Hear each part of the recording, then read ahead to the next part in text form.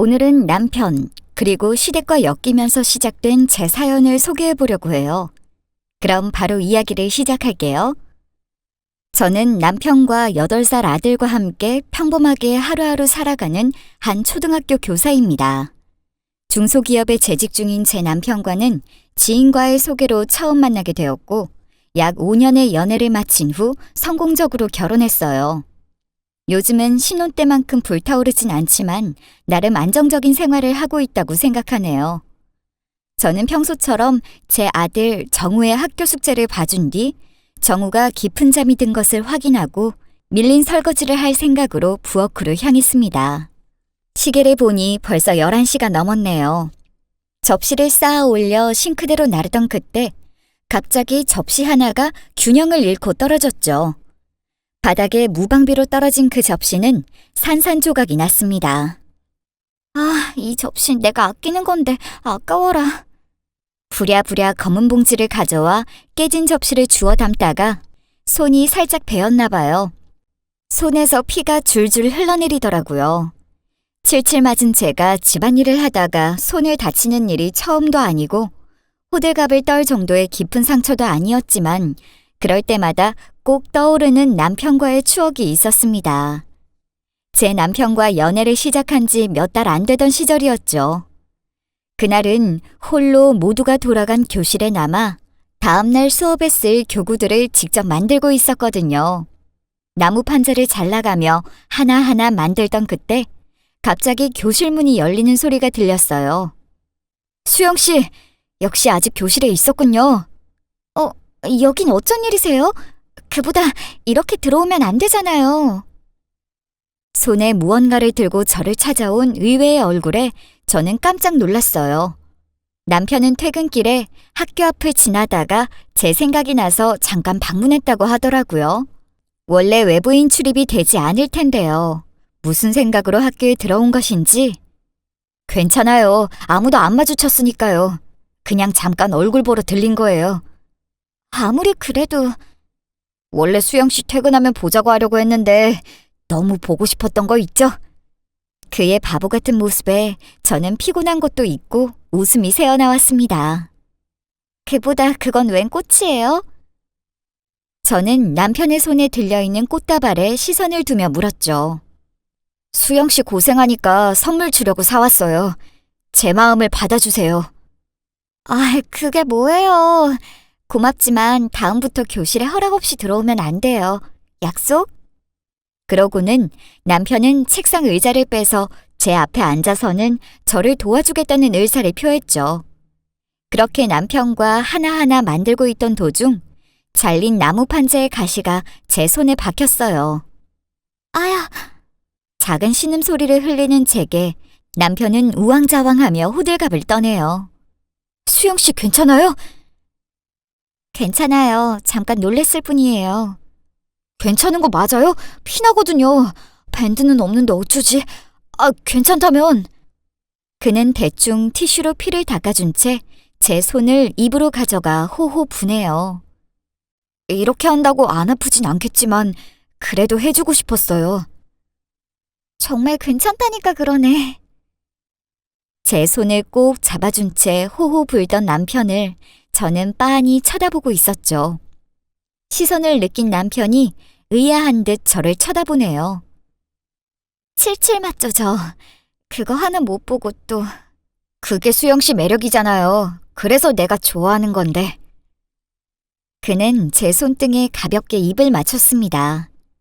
그렇게 아픔도 있고 다정했던 연애 시절의 남편과의 추억에 잠시 젖었더니 제 손은 깨진 접시 때문에 어느새 피범벅이 되어버렸네요.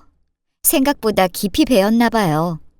저는 서둘러 밴드를 덕지덕지 붙이고는 설거지를 대충 끝낸 후 남편에게 전화를 걸었습니다. 하지만 저를 기다리는 건 무미건조한 자동응답 멘트였습니다. 아직 일 중인가 봐요. 12시가 다 되어 가는데 슬슬 걱정되어 카톡을 열어보니 아직도 제가 보낸 메시지를 읽지조차 않았더라고요. 진짜 무슨 일이라도 생긴 거 아니겠지? 저는 불안했지만 애써 마음을 다잡고 잠자리에 들었습니다. 요즘 따라 남편이 이렇게 늦게 들어온 날들이 점점 늘어나고 있었거든요. 업무가 한창 바쁠 시기라는 설명을 들었지만 걱정이 되는 건 어쩔 수 없나 봅니다.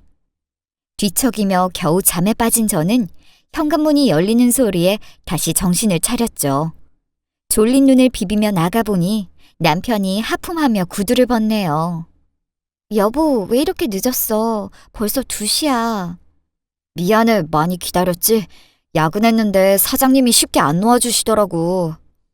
저는 남편의 옷을 받아 옷걸이에 걸어주었습니다. 그나마 다행인 건 그 회사에서 회식 강요는 없는지 남편이 술에 취해 들어오지 않는다는 것일까요? 아휴, 뭐 이렇게 힘들게 일해. 자기 그 회사 그만두고 이직 준비하는 게 어때? 돈도 안 되고 일만 엄청나게 시키는 것 같아. 이쪽 업계가 다 그렇잖아. 여보야 혼자 정우 돌보는 시간이 늘어서 나도 너무 미안해. 남편은 제 이마에 뽀뽀를 살짝 한 후 간단한 안부를 나누고는 침대로 향했습니다. 워낙 그가 일에 바쁘니 대화할 시간은 이렇게 새벽밖에 나지 않아 저도 옆에 같이 누웠네요. 정우가 아빠 많이 보고 싶어 했어. 요즘 아빠는 왜 집에 안 오냐고. 요즘 일이 너무 많아졌어. 이 시기 끝나면 괜찮아질 거야. 그래도 가장으로서 돈을 더 벌어오겠다고 하는데 뭐 어쩌겠어요. 저는 아쉬운 마음을 애써 숨기며 남편 품에 안겨 다시 잠이 들었답니다. 그 이후로도 남편은 집에 일찍 들어오는 날이 거의 없었어요. 빨리 들어오는 날에도 밤 11시, 새벽 2, 3시에 들어오는 날도 흔했죠. 남편이 없는 집에서 정우와 둘이 남편을 기다릴 때는 외롭지 않았다면 거짓말이겠지만 회사 생활을 해본 적이 없는 제가 그의 고충을 이해할 수 없겠죠. 고생하고 있을 남편에게 저는 옆에서 지지와 격려를 해줄 뿐이었습니다. 그날도 저는 평소처럼 저희 학급 학생들을 돌려보낸 후 남은 업무를 정리하고 있었습니다. 그때 책상 위에 놓아둔 제 휴대폰이 진동하네요. 남편의 전화였습니다. 이 시간에 무슨 일일까요? 퇴근이 빨랐던 걸까요? 자기야, 지금 빨리 와줘. 아빠가... 휴대폰을 들자 많이 잠긴 남편의 목소리가 들려왔습니다. 무슨 일이라도 있었던 건지요. 아버님? 아버님 무슨 일 있어? 어디야? 아빠가 상태가 많이 안 좋아. 마음의 준비를 해야 할 것 같아. 자기를 많이 찾고 계셔. 충격적인 소식에 저는 전화를 끊고 바로 병원으로 달려갔습니다. 시아버님이 많이 위독하시다는 것이었죠. 운전하는 도중에도 제 눈에서도 눈물이 멈추지 않았습니다. 아버님 제발요. 하느님 제발요. 저희를, 아버님을 도와주세요. 시아버님께서는 오랜 암투병 중이셨거든요. 한번 완치 소식을 들은 적이 있었지만요. 그때 저는 마치 제 일처럼 기뻐할 수밖에 없었어요. 아버님께서는 결혼 전과 마찬가지로 변함없이 저를 따뜻하게 대해주시고 저를 존중해 주시는 정말 이 세상에 둘도 없는 참 어른이셨으니까요. 마치 친정 아버지와 같은 다정한 분이십니다. 그날 완치 소식을 듣고 퇴원하시는 아버님 손을 잡고 얼마나 울었는지 몰라요. 하지만 하늘은 제 편이 아니었던지 몇 년 후에 재발 소식이 들려왔습니다. 심장이 쿵 떨어지고 눈앞이 하얘졌지만 누구보다 힘들 아버님 앞에서 내색하지 않으려 노력하며 이겨내고 있다고 생각했습니다. 하지만 마음의 준비를 해야 한다니 이게 무슨 날벼락인가요? 아버님 조금만요. 조금만요. 안 돼요. 이렇게 가시면 아버님. 어떤 정신으로 운전했는지도 모르겠어요. 다행히 차가 막히지 않아 1시간 거리를 30분 만에 도착할 수 있었죠. 하지만 하늘은 저의 편이 아니었던 걸까요? 왜 이렇게 무심한 걸까요? 아버님! 병실 문을 열고 들어가니 휑한 공기만이 저를 맞이했습니다. 저는 그때서야 뭔가 잘못됐다는 것을 깨달았죠. 지나가던 간호사를 불러 수소문에 찾아간 그곳에서 저는 남편과 시어머니를 발견할 수 있었습니다. 병원의 영안실이었네요. 여보, 어머님, 이게 대체... 고개를 푹 숙인 채 오열하는 두 사람의 공허한 울부짖음만이 그 공간을 가득 채우고 있었습니다. 아버님, 저 늦었나 봐요. 최대한 빨리 온다고 왔는데도요. 그렇게 저는 끝까지 아버님의 곁을 지킬 수 없었습니다.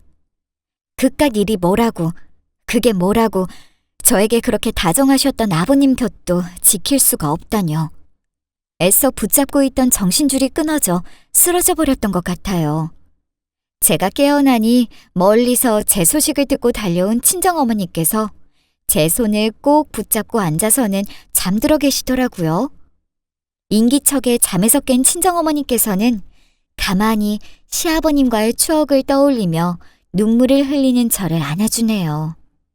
그때야 저는 실감할 수 있었습니다. 시아버님은 더 이상 이 세상에 없다는 것을요. 저는 그 마지막 순간을 함께하지 못했다는 사실을요. 아버님의 장례식은 빠르게 진행되었습니다. 제가 아무리 슬프다 해도 그 집안의 며느리일 뿐이잖아요. 피 한 방울 안 섞인 며느리가 이렇게 슬픈데 그에 비해 시어머님과 남편의 충격은 어떠할지 상상조차 가지 않았습니다. 저라도 정신을 차려 두 사람을 도와야겠다는 생각에 시어머니와 남편 앞에서는 슬픈 티를 내지 않으려 노력했죠. 제 찢어지는 마음과는 대조되게 애써 미소를 지으며 그들을 대하려 노력했습니다. 장례식이 끝나고 저는 어머님께서 알아누우셨다는 연락을 받고 시댁에 방문하게 되었죠. 남편은 어디 갔느냐고요? 주말인데도 상황이 이런데도 불구하고 출근해야 한다네요. 자연스럽게 병간호는 제 몫이 되었죠. 독한 년. 극진히 간호하고 있던 제 귀에 시어머니의 한마디가 꽂히네요. 어머님 그래도... 그렇게 네 시애비가 끝까지 찾았건만 뭘 그리 독하게 일만 한다고 눈물 한 방울 흘리지 않고는. 에휴, 내가 죽어서 그이 볼 면목이 없다. 죄송합니다, 어머님. 그렇게 사과를 하는 저를 등져 놓으신 시어머니께서는 깊은 한숨만 쉬시더라고요. 저는 시부모님께 죄인이 된 기분에 고개를 쉽게 들지 못했죠. 어머님의 몸은 좀처럼 회복이 되지 않는 듯했어요. 병원에 모셔가도 정신적 충격 때문인 일시적 증상이라는 말밖에 듣지 못했고 시간이 흘러 상처가 조금이나마 치유가 되기만을 기도하며 하루하루를 보내고 있었습니다. 제가 퇴근한 후에는 거의 항상 지친 몸을 이끌고 어머님 곁을 지켰죠. 그러다 보니 벌써 정우가 학원에서 돌아올 시간이 되었네요. 저는 어머니가 잠이 드신 걸 확인하고는 집으로 향했어요. 집에 도착하니 그날따라 일이 일찍 마쳤는지 남편의 신발이 눈에 띄더라고요. 씻고 나온 남편은 저를 본체도 하지 않고 소파에 앉네요. 저는 정우와 함께 그런 남편 옆에 앉았죠. 정우도 할아버지의 부고 소식을 들었기 때문에 살살 남편의 눈치만 보고 있네요. 한참을 말없이 앉아있던 남편이 첫 마디를 꺼냈습니다. 무언가를 결심한 듯 보였죠. 어머니, 당분간 우리 집에 모셔오는 게 나을 것 같아. 상태가 많이 안 좋으시잖아. 혼자 계시다가 혹시 나쁜 생각이라도 하셨다간 너무 걱정돼. 예상치 못할 것도 아니었습니다. 단지 약간 신경이 쓰이는 점이 있었다면 시어머님께서는 아버님과 달리 항상 냉랭한 태도를 보이셨던 점이랄까요? 그 점이 신경이 쓰였지만 동시에 평소 저에게 따뜻하셨던 아버님 얼굴이 떠올라 반대할 수도 없었습니다. 며느리로서 그 정도는 감내해야 한다고 생각했죠. 그까진 눈칫밥 조금 먹고 살죠. 남편에게 되물어 보니 어차피 어머님께서도 원래 거주하셨던 집이 편할 테니 상태가 조금 진정되실 때까지만 모시자는 의견이었죠. 나는 괜찮아. 정우도 괜찮지? 내일부터는 할머니랑 다 같이 사는 거야. 진짜? 좋아! 그렇게 저희는 시어머니를 모시고 살게 되었습니다. 생각했던 것과 달리 그 생활은 그렇게 나쁘지만은 않았어요. 남편이야 뭐 최근에 일에 항상 바빴으니 어머님을 모시는 것도 대부분 제 역할이었지만 혹시 제가 늦게 퇴근하더라도 어머님께서 정우와 함께 계시니 안심이 되기도 했고요. 상심이 크신지 저희 집에 오신 이후에도 한동안은 하루에 몇 마디도 하지 않으시던 시어머니도 점차 이별의 아픔을 이겨내는 모습을 보이는 듯 했습니다. 배가 출출하다고 하시는 어머님께 밥상을 준비해 드린 후 정우와 놀아주고 있던 그때 집에 돌아온 남편이 밥상을 보더니 이야기를 꺼내네요. 좀 더 엄마 식사에 신경을 쓰는 편이 좋지 않아? 그래? 나름 영양식단으로 정성 들여 준비한 건데. 몸이 많이 안 좋으시잖아. 내일부턴 보양식 더 추가해. 나름 고민하고 신경 써서 준비한 밥상에 남편은 불만이 있는 듯 보이네요. 살짝 꿍했지만 기분 탓인가 하고 넘기려던 참이었습니다. 내가 빨리 그 일을 따라가야지. 이렇게는 못 산다. 엄마, 그게 무슨 말이야? 어머님, 왜 그러세요? 속상하신 건 알지만 그러면 저희가... 뜬금없는 어머님의 대사에 저와 남편의 고개가 동시에 돌아갔죠. 어머님께서는 갑자기 눈물을 뚝뚝 흘리시네요. 이 집에서 이런 취급을 받고는 못 산다. 저것이 나를 얼마나 하대하는지. 그러고는 저를 가리키시네요. 저는 그런 어머님의 예상 밖의 말씀에 어안이 벙벙해져 아무 말도 하지 못했습니다. 저요? 그래, 너 말고는 이 집에 또 누가 있느냐? 독한 것, 하늘을 속이려 들어? 어머님, 저에게 불만이 있다면 말씀하셔도... 저는 대화의 장을 마련하려 어머님의 식탁 앞자리에 앉았어요. 그 즉시 어머님께서 자리에서 일어나시며 말씀하시네요. 됐다. 난 이만 일어나마. 내가 재훈이 부탁에 못 이겨 이 집구석에 있지만 조만간 일내고 말게야. 방문이 쾅 닫히자 남편이 제 손목을 끌고 거실로 끌고 가더라고요. 남편은 엄청나게 화가 난 표정이었어요. 당신 엄마한테 도대체 어떻게 대하는 거야? 아무리 내가 없다고 그래도 우리 엄마를 하대하다니 제정신이야? 남편은 큰 소리로 저에게 쏘아붙였습니다. 저야말로 어이가 털리더라고요. 뭐? 하대? 어머님께서 날 하대하시겠지. 내가 무슨 하대를 해? 지금 우리 엄마가 거짓말을 하고 있단 거야? 진짜 이럴 거야? 너 제정신이야? 남편은 제 말을 들을 생각이 없는 듯 보였습니다. 제 말이 변명으로나 들리면 다행이겠지요. 오해가 있고 나한테 서운한 점이 있으신 것 같아. 내가 잘 말씀드려 볼게. 오히려 저를 평소에 무시하고 일을 시키는 건 시어머니인데요. 저는 노력했을 뿐인데 이런 취급을 받고 남편에게까지 오해를 사는 것이 매우 억울했지만 저는 다시 남편과 함께 어머님께서 머무시는 안방으로 들어갔습니다. 어머님은 가만히 불 꺼진 방의 침대에 누워 계시다가 저를 보고는 소리를 치시네요. 저것 얼굴 보기도 싫다. 나가라, 나가라고! 저는 그런 어머님을 진정시키며 대화를 시도했죠. 어머님, 아까도 말씀드렸지만 무슨 오해가 있는 듯해요. 서운한 점이 있으셨다면 말씀해 주세요. 천벌 받을 것. 네 입에서 오해는 무슨 염치 없는 것. 아들아, 속지 마라. 저것은 집안 말아먹을 여우다. 도저히 말이 안 통하시네요. 저랑 대화하려는 노력조차 없으시고요. 저는 갑자기 어머니께서 왜 이런 행동을 하시는지 이해가 되지 않았어요. 저랑 둘이 있을 때는 많이 까칠하시고 냉랭하시긴 해도 이 정도로 저를 모욕하진 않으셨거든요. 남편도 제 말은 들을 생각도 없는지 어머님의 말만 믿고 그날 저를 엄청나게 혼냈어요. 이 여자가 너 우리 집안이 만만하지? 똑바로 해. 엄마 앞에서 똑바로 행동 안 하면 당장 이혼할 거니까. 너무 서운하고 슬프고 억울했지만 그래도 조금만 참으면 곧 원래 계시던 곳으로 돌아가실 테니 저만 참으면 된다고 생각해서 버텼던 것 같아요. 그렇게 어머님의 일로 남편과의 사이는 점점 금이 가기 시작했네요.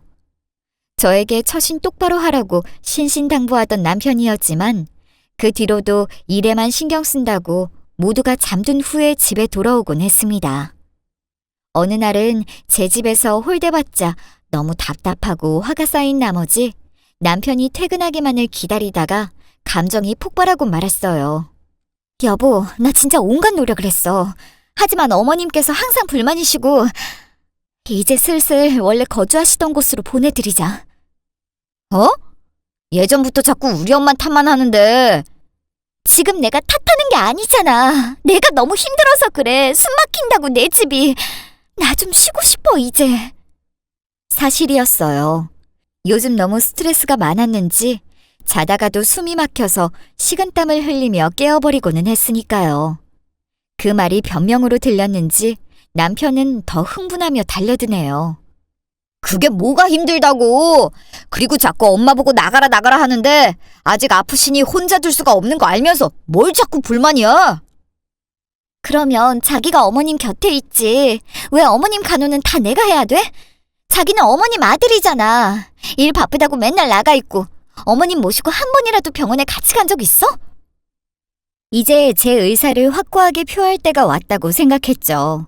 그동안 제가 너무 물렀었나 봐요. 남편도 할 말 없었는지 갑자기 딴소리를 시작하네요. 아까부터 네가 뭔데 이 집에서 나가라 말아야. 자기 집도 아니고 우리 공동명의거든? 아무리 할 말이 없었다 해도 갑자기 그 이야기가 왜 나오는지 모르겠어요. 뭐 남편의 말이 사실이었느냐고요? 사실이었긴 하죠. 원래는 저희 친정 부모님께서 저에게 물려주신 집이었지만요. 부모님께서 한평생 열심히 일하셔서 모은 돈으로 변두리에 작은 아파트를 매매하셔서 거주하시다가 나이가 들어 시골에 내려가시는 바람에 외동이었던 제가 물려받게 되었어요.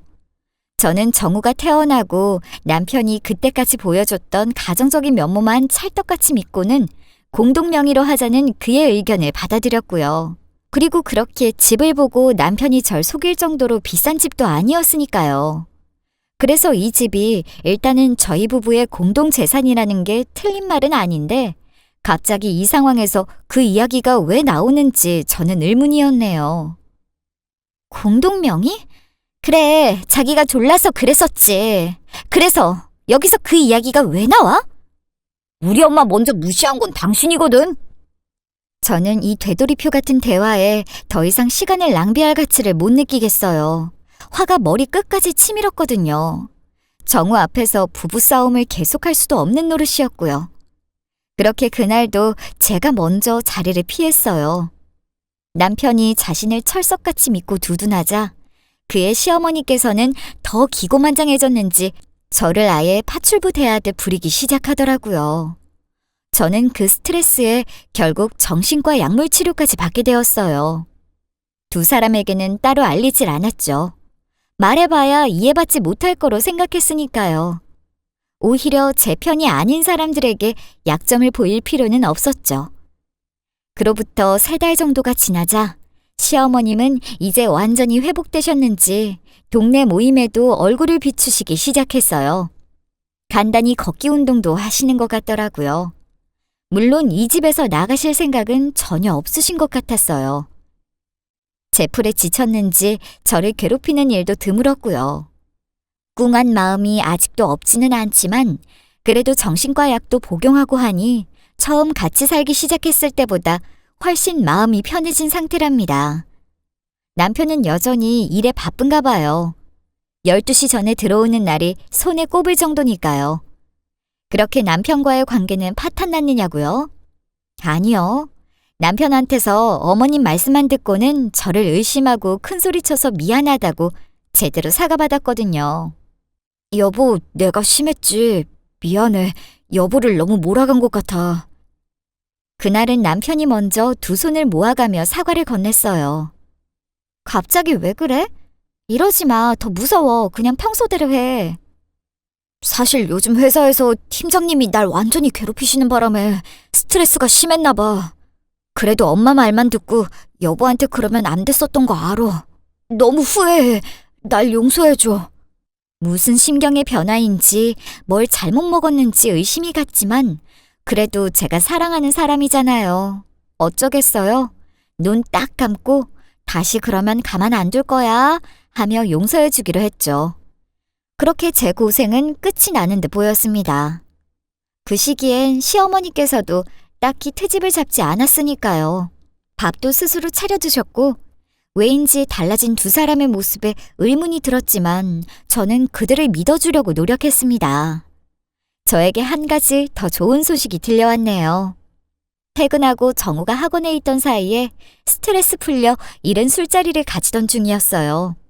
오랜만에 만난 동네 육아동지 현아랑 맥주 한잔 하면서요. 언제 되나 했더니 여기도 드디어 재개발 들어갔잖아. 알고 있지? 재개발이라니? 이 동네가? 눈을 동그랗게 뜨는 저를 보고 현아가 의외라는 듯이 대답하네요. 뭐야, 너 설마 아직도 모르고 있었어?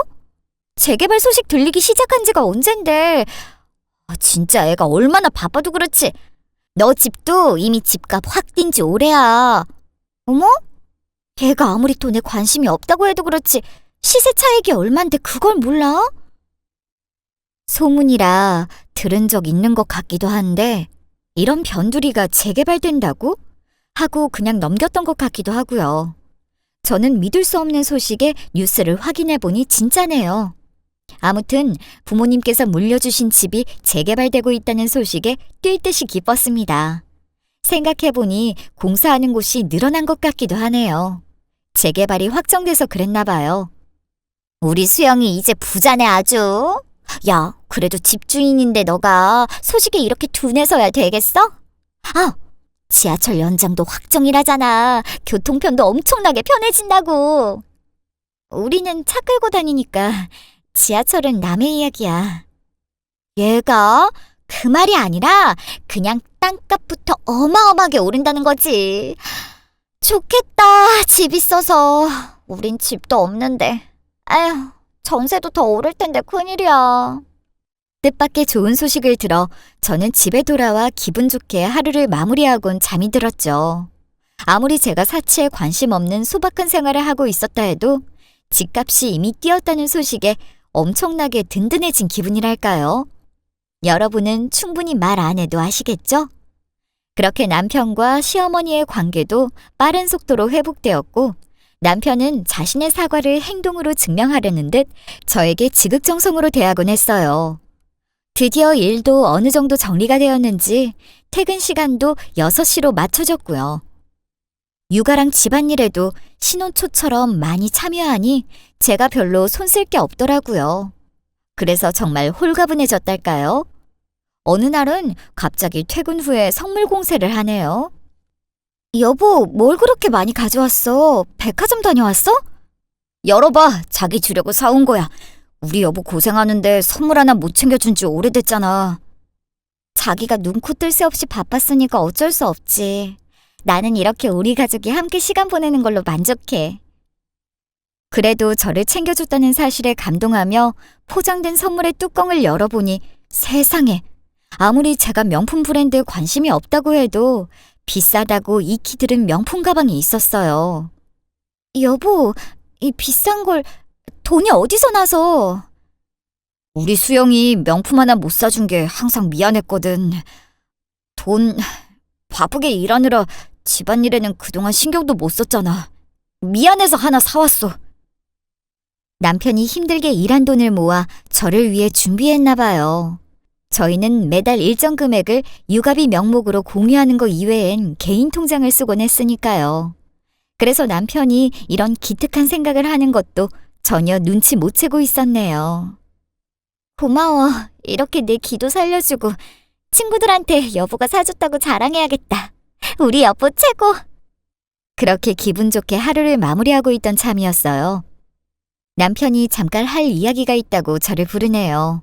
안방으로 들어가니 시어머니와 남편이 저를 기다리고 있었어요. 할 얘기가 있다고? 이 밤에 무슨 일이야? 그 순간 남편과 시어머니가 시선을 교환하는 게 보였지만 저는 딱히 신경 쓰지 않았어요. 사실은 뜸을 들인 남편은 오늘 회사에서 이 아파트가 재개발 대상이라는 것을 들었다고 이야기를 꺼내네요. 맞아, 나도 현아한테 들었어. 재개발 확정이래. 그랬더니 뭐 집값이 엄청나게 뛰고 지하철도 연장될 거다, 뭐 대충 살기 편해질 거다라는 이야기를 계속하길래 저는 맞장구 치며 듣고만 있었네요. 그래서 그런데 자기도 엄마랑 사는 거보단 이 집 팔고 엄마 집 사주는 게 좋지. 뭐? 어머님 집을 사줘? 집을 팔아? 남편은 생각지도 못한 이야기를 꺼냈습니다. 저에게는 너무 황당하게 들려 벌어진 입을 다물지 못하고 있었네요. 남편은 살살 저를 꼬이려고 들더라고요. 우리 엄마 나 뒷바라지하느라 평생 월세집 사셨잖아, 자기야. 월세도 부담스럽고 이제 집 하나 놓아드릴 때 됐어. 지금 우리 집값이 확 올랐잖아. 이 집 팔고 엄마 집 사드리고 우리 집도 새로 살 수 있어. 자기 무슨 소리를 하는 거야? 이 집 난 팔 생각 없어. 내 부모님께서 주신 집이야. 절대 안 돼. 저는 확실한 거절의 의사를 표했습니다. 시어머니께서도 기대하는 눈으로 절 쳐다보시고 있었거든요. 그래도 제 의사에 별말 없으시더라고요. 어머님 죄송해요. 그래도 이사도 쉬운 게 아니고 무엇보다 저는 이 집 팔 생각이 전혀 없어요. 오냐, 네 생각이 그렇다면 그렇게 해라. 이렇게 집 이야기는 단순한 에피소드로 마무리되었느냐고요? 그렇지도 않네요.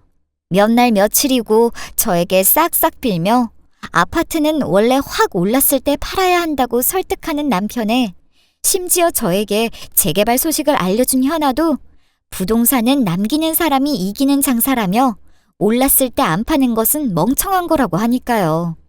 저는 살짝 고민이 들기 시작했어요. 아무리 그래도 부모님께서 물려주신 집이니 부모님의 의견을 들어야 한다고 생각해서 전화 통화를 했더니 너 하고 싶은 대로 해라는 대답만이 돌아왔어요. 물론 시어머니 집을 사드릴 생각은 전혀 없었기 때문에 그 부분에 대해서는 말씀 안 드렸지만요. 그래서 살짝 자투리 시간을 이용해 부동산 유튜브를 보기도 하면서 지내던 중 대체 이 집값이 얼마나 올랐는지 궁금해서 어느 날엔 제 발로 공인중개사 사무소를 찾아가게 되었어요. 큰 반전이 저를 기다리고 있다는 사실은 꿈에도 모른 채 말이죠. 간단한 조회 후 부동산 직원이 꺼낸 말은 꽤 충격적이었거든요. 아, 그 집이네요. 며칠 전에 남편분께서 여기 왔다 가셨잖아요. 이야기 못 들으셨어요? 남편이요? 아니요, 전혀 못 들었는데 제 남편이 여기 왔었다고요? 네네, 남편분이 집 처분 목적으로 방문하셨는데 근저당권이 잡혀 있어서 그 채무 때문에 제가 잘 설명해 드렸잖아요. 채무라뇨? 빚이요? 아, 다른 고객이랑 혼동하시는 것 같은데요. 채무라면 대출로 생기는 빚을 말하는 걸까요? 저는 평소에 대출을 싫어해서 그런 거 거들떠도 보지 않았던 탓에 대체 이 사람이 누구랑 착각한 것인지 이해가 되지 않았죠. 여기 주소 보시면 되시고요. 지금 여기 거주하시는 거죠? 팔려고 하는 아파트 호수가 보면 근저당권 잡혀 있잖아요. 이게 부동산 담보대출로 받았을 때 발생하는 거니까 여기 보자. 채무자가 이재훈 씨. 남편분 맞으시죠? 제 남편 이름은 맞을 텐데요. 의심스러운 태도로 직원이 건넨 서류를 같이 확인하던 저는 기겁할 수밖에 없었습니다. 채무자 이재훈... 이게 다 대출이라고요? 그게 가능해요? 원래 제 소유였어요. 지금도 공동명의일 텐데 분명... 저는 그런 걸 허락한 적도 허락할 생각도 없었을 텐데요. 아무리 봐도 의심스러운 상황이었습니다. 공동명의자의 경우에는 아파트의 경우에는 제3금융권, 즉 대부 쪽에서 주로 취급하지만 채무자가 소유한 아파트 지분에 대해서 담보대출이 나오기도 하니까요. 이 집의 경우에는 50%네요. 아, 모르셨나 봐요? 직원의 설명을 요약해보면 저희가 일반적으로 생각하는 공동명의자 양쪽이 동의해야 한다는 담보대출과는 다르게 부동산 지분대출의 경우에는 다른 공동명의자의 동의 없이도 진행이 쉽게 된다는 것이었습니다. 그 덕분에 그 집에 대한 남편의 지분 50%가 저당으로 잡힌 상황이라나요? 제 눈높이에서 이야기하는 직원의 설명을 들어도 저는 쉽게 이 상황을 이해할 수가 없었죠. 심지어 채무로 잡힌 금액도 몇 억이나 된 걸 봤으니까 더 받아들이기 힘들었죠. 그 큰 돈을 저 몰래 이 집을 담보로 대출을 받은 상황이라네요. 대체 큰 돈이 어디에 필요했던 걸까요? 저 몰래 담보대출이 가능했다는 것도 처음 알았을 뿐더러 억소리가 나는 금액에 저는 또 경악할 수밖에 없었죠. 저는 남편이 출근하고 시어머니가 모임에 나간 사이 구석구석 집안을 뒤져 남편의 통장을 찾기 시작했어요. 저는 방학이라 다행히 그날에 출근하지 않았네요. 분명 통장이 집안 어딘가에 있을 텐데요. 평소에는 남편을 믿고 자신의 돈 관리를 맡겼기 때문에 신경도 쓰지 않았지만 큰 자금이 저 몰래 쓰인다는 것을 알았기 때문에 그 돈의 흐름을 알아내야 했습니다. 저 몰래 그런 짓을 벌인 남편에게 배신감도 들었고 대놓고 물어봐야 사실대로 말해줄 리가 없었기 때문에 혼자 해결해야 한다고 믿었으니까요. 드디어 옷장 안에서 먼지 쌓인 통장을 찾아낸 저는 ATM으로 달려갔죠. 신혼 초기에 공유했던 비밀번호는 저희 결혼기념일이라 쉽게 잊지 않았거든요. 역시나 그 비밀번호가 맞은 것을 확인하고 저는 떨리는 마음으로 통장 정리를 시작했어요. 남편의 발자국이 하나하나 드러나는 순간이었죠. 역시나 직원의 말대로 대부업체에서 큰 돈이 입금된 기록이 있더라고요. 그래서 그 돈이 어디로 갔느냐고요? 예상외로 어렵지 않게 찾아냈어요. 한 업체랑만 계속 거래를 했더라고요. 그래서 검색을 해보니 세상에 도박 사이트라고 뜨네요. 심지어 남편이 회사에 있어 바빠서 연락이 안 되는 시간에도 계속 돈이 오간 것을 발견했어요. 배신감에 치가 떨렸죠. 저한테 일이 바쁘다고 어머님도 맡겨놓고 그 고생을 시켜놓고는 자기는 도박이나 하고 있었다뇨? 이게 말이 되나요? 저 몰래 제 부모님께 물려받은 재산을 가지고 대출을 받아 도박한 남편의 민낯을 알게 되자 단 한순간도 그와 같이 살기 싫었어요. 당장 부동산 서류와 그 통장을 가지고 변호사에게 찾아갔네요. 사정을 설명하고 저는 변호사에게 이혼을 진행할 의사를 밝혔어요. 이런 짓을 저지르고 있어서 저한테 그렇게 집을 팔라고 살살 유혹했던 걸까요? 그것도 모르고 저는 남편이 착실하게 일만 하는 가장이라고 믿고 있었어요. 제가 너무 순진했네요. 저는 남편과 시어머니 앞에서 아무것도 모르는 척 행동했어요. 이혼 소송장이 집으로 날아오기 전까지 애써 제가 증거를 가지고 있다는 사실을 적 앞에서 밝힐 이유가 없잖아요. 저 또한 가식적인 가면을 쓰고 그의 계획에 끌려가는 척 행동하기 시작했어요. 그로부터 다시 몇 달이 흘렀네요. 여보, 어머님 집 계약 기간도 거의 끝났어. 이제 우리도 슬슬 이 집 뺄 준비하자. 자기 학교 출근해야 하니까 도장이랑 위임 서류 써줘. 내가 내일 알아볼게. 제 계획을 알리 없는 남편은 뻔뻔하기 짝이 없이 이제 본격적으로 집을 처분하자는 이야기를 꺼냈어요. 물론 제 앞에서는 출근하는 척 속이고 도박은 계속되고 있다는 걸 저는 눈치채고 있었는데 말이죠. 이 집? 그거 말인데 내가 이미 다 준비해왔거든? 저는 우편함에서 미리 꺼내둔 이혼 소송장을 당당하게 내밀었습니다. 이혼? 소송? 자기야, 왜 이래? 서류를 받아든 남편의 얼굴이 창백하게 질리기 시작했어요. 그러면서도 다시 가면을 쓰고 자신이 피해자인 척 저를 설득하려 드네요. 무슨 생각이야, 자기야? 정우는 어쩌고 갑자기 1억이야? 정우? 지 자식 사는 집 팔아서 도박이나 하고 다닌 주제에 이렇게 쓰레기일 줄 상상이나 했겠어? 이제 연기 그만해, 이재훈. 도박이라니, 재훈아, 그게 무슨 소리냐? 그때 마침 방에서 나오시던 시어머니께서 저희의 대화를 들으신 듯 다가오시네요. 모르셨어요, 어머니? 이 인간한테 집 얻을 생각하지 않으시는 게 좋아요. 도박으로 생긴 빚만 몇 억인데 지금 집 얻어봐야 금방 경매로 넘어갈걸요? 그때야 남편이 저에게 싹싹 빌기 시작하네요. 정말 죽을 죄를 지었어, 여보. 내 손을 잘라. 예전에 잠깐 한 거야. 진짜 지금은 그만뒀어. 그런 거 이제 손도 안 대. 먼저 말 못해서 정말 미안해.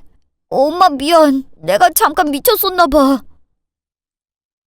재훈아, 도박을 했다는 게 그게 사실이냐? 이 망할 자식아! 그래서 저는 주머니에 넣어두었던 남편의 오래된 통장을 꺼냈죠. 멍청해서는 증거를 이렇게 남겨두고 말이야. 참고로 법원에 이미 넘어갔으니까 여기서 시침이 돼도 소용없어. 시어머니의 반응을 보니 남편의 거짓말을 눈치채지 못했던 게 맞았나 봐요. 어머님은 남편의 싸다구를 날리고는 눈물을 흘리며 절규하시더라고요. 이게 네가 다 된 밥에 똥을 뿌려?